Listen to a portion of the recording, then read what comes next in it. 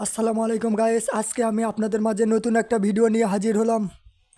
আজকে আমাদের গ্রামে মজলিস, তাই সকাল সকাল চলে আসলাম। আপনারা দেখতে পাচ্ছেন যে অনেকগুলো গাড়ি এবং অনেক মানুষ হয়েছে এখানে।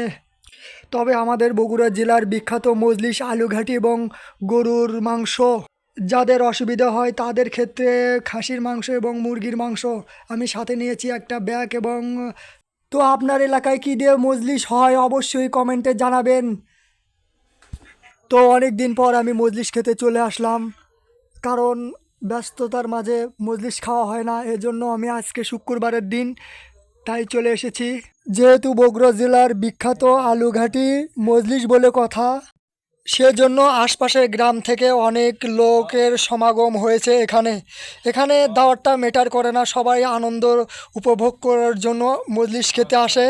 আপনারা যারা বগুড়া জেলার ভেতরে আছেন তারা অবশ্যই আলুঘাটির স্বাদটা জানেন, আর যারা বগুড়া জেলার বাইরে তারা এই স্বাদটা না খেলে বুঝবেন না। তো আমার সাথে রয়েছে আমার ছোট ভাই সোহান এবং ভাস্তে হৃদয়। তো আমরা তিনজনই মজলিস খেতে চলে এসেছি এখানে। তো দেখা যাক আমাদের মজলিস খাওয়াটা কী রকম হয়। দেখতে দেখতে মজলিসের তরকারি দিতে চলে এসেছে। আমরা এখন তরকারি নিতে প্রস্তুত হয়েছি। দেখা যাক যে আমাদের তিনজনের মধ্যে কে কয়টা মাংস পায়। তো অবশেষে দেখা গেল যে আমার ভাস্তে হৃদয় 3টা মাংস পেয়েছে এবং ছোট ভাই 3টা মাংস পেয়েছে। আমি একটা মাংস পাইনি, ভাগ্যের নির্মম পরিহাস। তো আলহামদুলিল্লাহ তরকারিটা সেই স্বাদ ছিল। অবশ্যই আপনারা এরকম ভিডিও পেতে আমার চ্যানেলটিকে সাবস্ক্রাইব এবং ফলো করে রাখবেন অবশ্যই।